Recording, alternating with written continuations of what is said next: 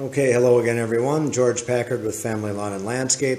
Today we're going to be talking about how to do maintenance on all the different equipment from your lawn mowers to your trimmers and blowers and things of that nature. So the first thing I want to show you is what our mowers look like when they generally come back into the shop. Okay, this is generally what our mowers look like after your typical day of mowing. And I guess a couple of days in this case here. So it's been kind of rainy out, kind of muddy. I'm sure everybody's used to that type of stuff.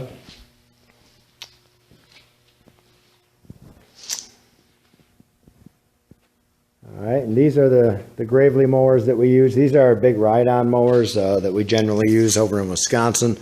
Down in Florida, we stick with, well, we still have the right standards, but we're switching to the Gravely's stand-up mowers.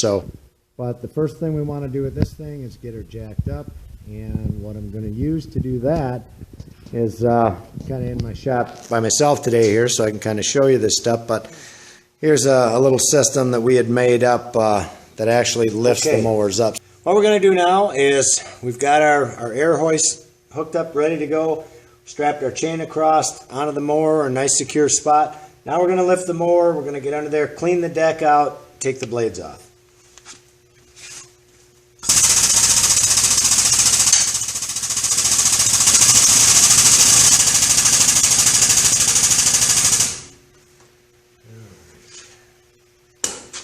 And one thing you want to remember while you're doing this is always use these safety stands. They're there for a reason. I know guys that have had mowers fall on them and they can get hurt from these things. So there's a lot of weight on here. You just take them, prop them up underneath the deck. Make sure they're in a secure place so they won't allow anything to come down on you.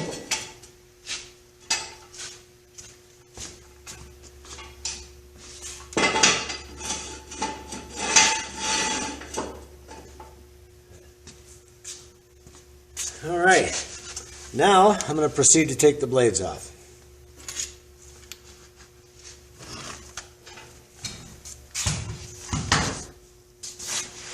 All right, now that we got the blades off, I don't know if you can see these, but this is from your typical, day of mowing, just your standard day. You can see how the blades get a little nicked up, whatnot, out of whack a little bit. So now I'm going to take and sharpen these, and I'll show you how I do that. All right.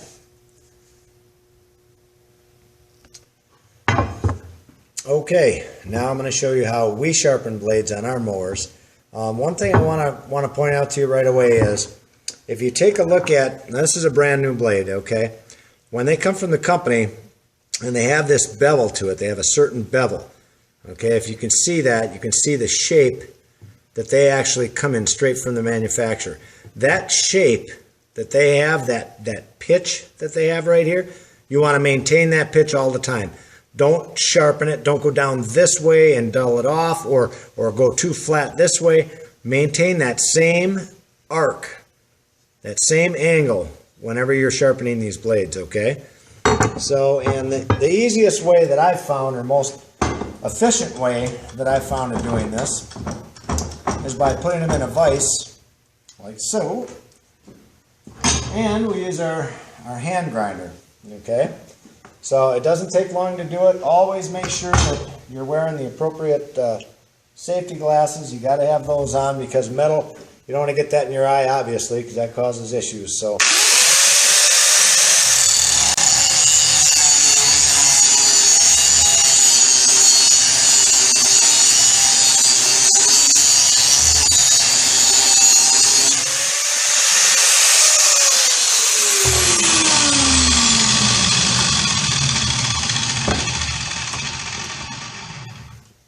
And the other thing I wanted to tell you about this is when you do sharpen blades, a trick that I've found that works good for me is, instead of trying to keep it tilted a certain way, it's hard to do that because your hands move on you. They're always moving one way or the other, and that's when you get all this pitch in your sharpening angle here. What I do is, if you watch while I do it, I lock it into my body and I actually move my body back and forth, because that's more stable than than trying to hold your hands in a certain direction, okay?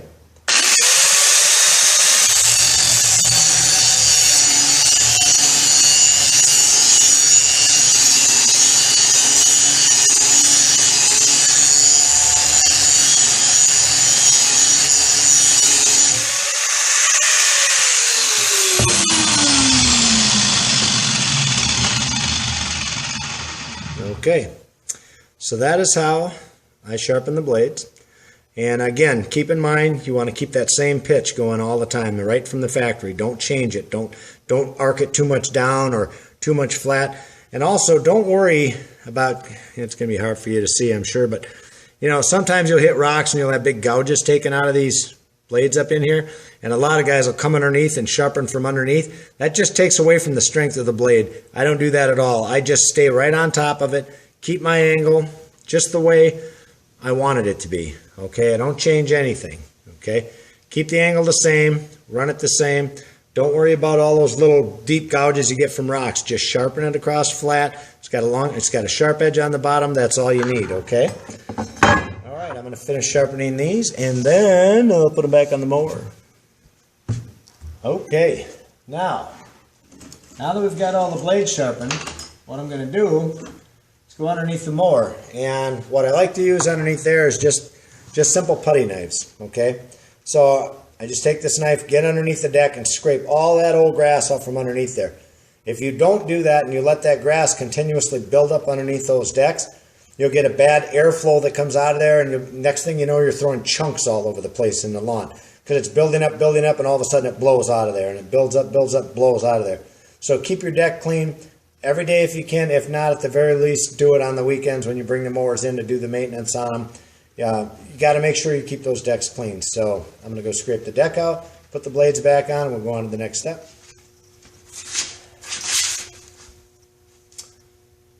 Okay. Now that we got the deck cleaned out and the blades sharpened, we're going to put them back on. Now, what I want to tell you what we do, we just use, like this particular, we like DeWalt tools, so we'll use those.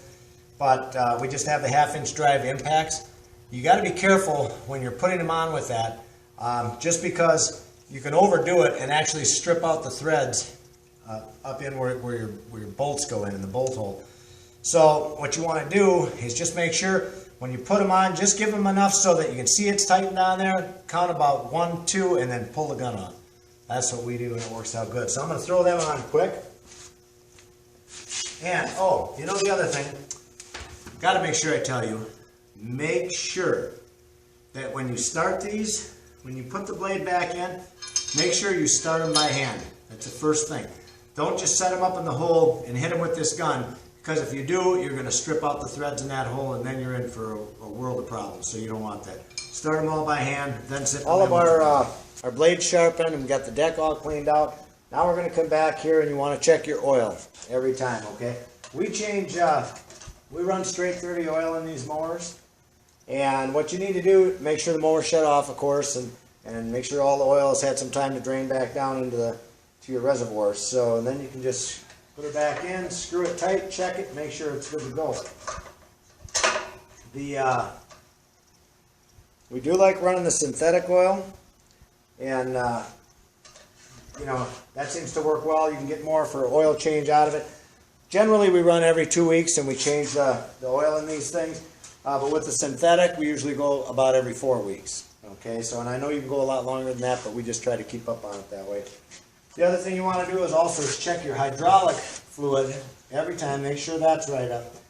I mean, usually hydraulic fluid's not down hardly at all. That stuff's pretty airtight. But oil, it stays there, but it burns. It just burns up over time. Make sure everything's up on the full mark with that. Make sure you wipe everything off first, which I did previously, to make sure that there's no dirt around the holes, because you don't want to get any dirt down in by your engine or any of the moving hydraulic parts, things like that nature. Okay. So then, after you get that tightened back on, then we'll take the air cleaner off. Okay, pull this out, and you can just see kind of the dirt that gets accumulated from the day. Maybe hard to see, but it definitely is on there. And then what we do with these is That's a big air compressor, and we just take and blow them out.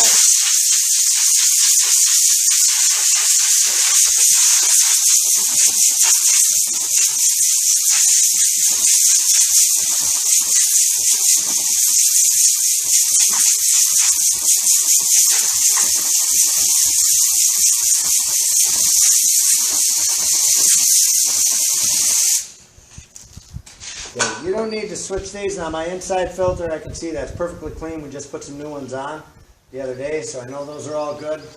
But as long as you keep these clean, you don't have to keep replacing them all the time. You know, don't get in the habit where you think you got to replace these every time you turn around, because you don't have to do that. They get a little bit dirty. Don't worry about it.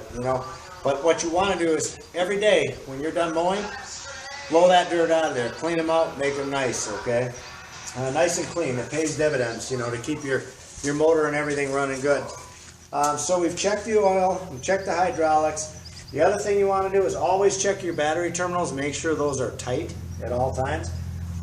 Look over anything down in the motor that could be anything stopping your fans from blowing or anything that you think might be a problem out in the field, because you want to stop it now. You don't want to let it get out in the field, because if you're broke down in the field, it costs you money.